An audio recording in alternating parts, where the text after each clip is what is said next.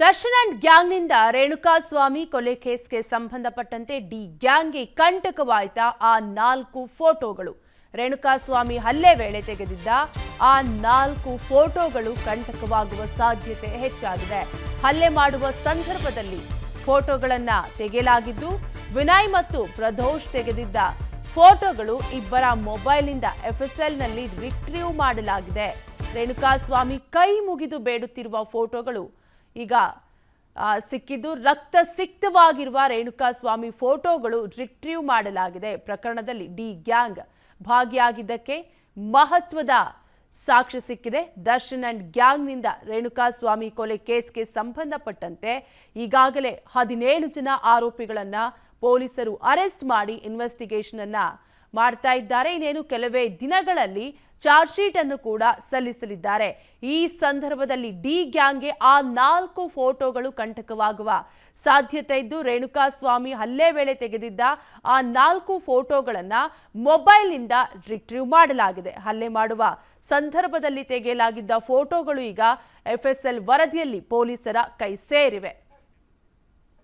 ಸಿಸಿಟಿವಿಯಲ್ಲಿ ಸೆರೆಯಾಗಿರುವ ದೃಶ್ಯ ಕೂಡ ಎಫ್ಎಸ್ಎಲ್ನಲ್ಲಿ ರಿಟ್ರೀವ್ ಮಾಡಲಾಗಿದ್ದು, ಜೊತೆಗೆ ನಟ ದರ್ಶನ್ ಪಟ್ಟಣಗೆರೆ ಶೆಡ್ಗೆ ಬಂದು ಹೋಗಿದ್ರು ಅನ್ನುವಂಥದ್ದು ಕೂಡ ಈಗ ಸಾಕ್ಷಿ ಸಮೇತ ಸಿಕ್ಕಿದ್ದು, ಈ ಮೂಲಕ ರೇಣುಕಾಸ್ವಾಮಿ ಕೊಲೆ ಕೇಸ್ಗೆ ಮಹತ್ವದ ಸಾಕ್ಷಿ ಪತ್ತೆಯಾಗಿದೆ. ಈಗಾಗಲೇ ಬಹುತೇಕ ಎಲ್ಲಾ ಎಫ್ಎಸ್ಎಲ್ ವರದಿಗಳು ಪೊಲೀಸರ ಕೈ ಸೇರಿದ್ದು, ಇನ್ನೊಂದು ಎಫ್ಎಸ್ಎಲ್ ವರದಿಗಾಗಿ ಪೊಲೀಸರು ಕಾಯ್ತಾ ಇದ್ದಾರೆ. ಇನ್ನೆರಡು ದಿನಗಳಲ್ಲಿ ಎಫ್ಎಸ್ಎಲ್ ವರದಿ ಪೊಲೀಸರ ಕೈ ಸೇರುವ ಸಾಧ್ಯತೆ ಇದೆ. ಇನ್ನು ರೇಣುಕಾಸ್ವಾಮಿ ಹತ್ಯೆ ವೇಳೆ ಕರೆಂಟ್ ಶಾಕ್ ಕೊಟ್ಟಿರೋದು ಕೂಡ ದೃಢವಾಗಿದೆ. ಪೊಲೀಸರ ಕೈ ಸೇರಿದ ಮೆಗ್ಗಾರ್ ಯಂತ್ರದ ರಿಪೋರ್ಟ್ ಕೂಡ ಪೊಲೀಸರ ಕೈ ಸೇರಿದ್ದು, ಬೆಂಗಳೂರು ಎಫ್ಎಸ್ಎಲ್ನಿಂದ ಮೆಗ್ಗಾರ್ ರಿಪೋರ್ಟ್ ಸಲ್ಲಿಕೆಯನ್ನ ಮಾಡಲಾಗಿದೆ. ಮೆಗ್ಗಾರ್ ಯಂತ್ರದಿಂದ ಶಾಕ್ ಕೊಟ್ಟಿರೋದು ಎಫ್ಎಸ್ಎಲ್ ವರದಿಯಲ್ಲಿ ದೃಢವಾಗಿದ್ದು, ಹಲ್ಲೆ ನಡೆಸುವಾಗ ಪ್ರಜ್ಞೆ ತಪ್ಪಿರುವ ವೇಳೆ ಶಾಕ್ ಕೊಟ್ಟಿರೋದು ಈಗ ದೃಢವಾಗಿದೆ. ಡಿ ಅಂಡ್ ಗ್ಯಾಂಗ್ನಿಂದ ರೇಣುಕಾಸ್ವಾಮಿ ಹತ್ಯೆ ಕೇಸ್ಗೆ ಸಂಬಂಧಪಟ್ಟಂತೆ ಹೈದರಾಬಾದ್ ಸಿಎಸ್ಎಫ್ಎಸ್ ನಿಂದ ಇನ್ನೂ ವರದಿ ಬಂದಿಲ್ಲ. ಈ ವಾರಾಂತ್ಯದಲ್ಲಿ ಸಿಎಫ್ಎಸ್ಎಲ್ ವರದಿ ಬರುವ ಸಾಧ್ಯತೆ ಇದ್ದು, ಇತ್ತ ಬೆಂಗಳೂರು ಎಫ್ಎಸ್ಎಲ್ನಿಂದ ಇನ್ನೂ 2 ವರದಿ ಬಾಕಿ ಇದೆ. Physical analysis report, audio analysis ವರದಿ, ಈ 2 ವರದಿ ಬಾಕಿ ಇದ್ದು, 2 ವರದಿಗಾಗಿ ಪೊಲೀಸರು ಕಾಯ್ತಾ ಇದ್ದಾರೆ.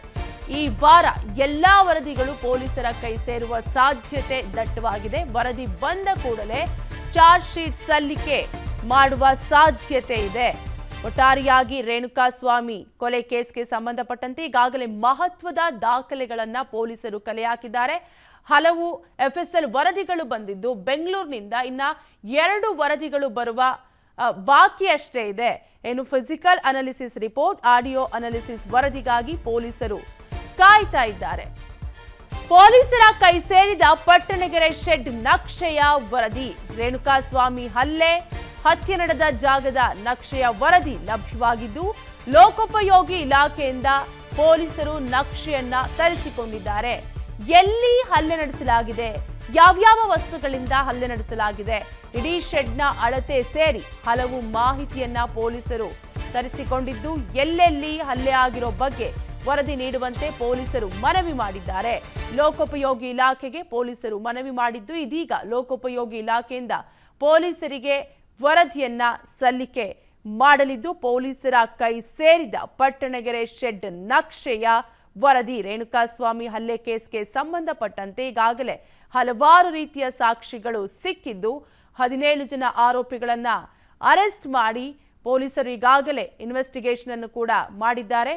ದಿನದಿಂದ ದಿನಕ್ಕೆ ಒಂದಲ್ಲ ಒಂದು ರೀತಿ ಟ್ವಿಸ್ಟ್ ಕೂಡ ಸಿಗ್ತಾ ಇದೆ ಈ ಪ್ರಕರಣಕ್ಕೆ ಸಂಬಂಧಪಟ್ಟಂತೆ. ಅನುಕ್ಷಣದ ಸುದ್ದಿಗಳಿಗಾಗಿ ವಿಸ್ತಾರ ನ್ಯೂಸ್ ಯೂಟ್ಯೂಬ್ ಚಾನೆಲ್ ಸಬ್ಸ್ಕ್ರೈಬ್ ಮಾಡಿ. ಹೊಸ ಸುದ್ದಿಗಳ ನೋಟಿಫಿಕೇಶನ್ಗಾಗಿ ಬೆಲ್ ಐಕಾನ್ ಕ್ಲಿಕ್ ಮಾಡಿ.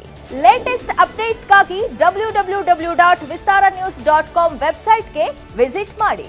ಅಂಗೈಯಲ್ಲೇ ಜಗತ್ತಿನ ಸುದ್ದಿ ತಿಳಿಯಲು ವಿಸ್ತಾರ ನ್ಯೂಸ್ ಕನ್ನಡ ಆಪ್ ಡೌನ್ಲೋಡ್ ಮಾಡಿ.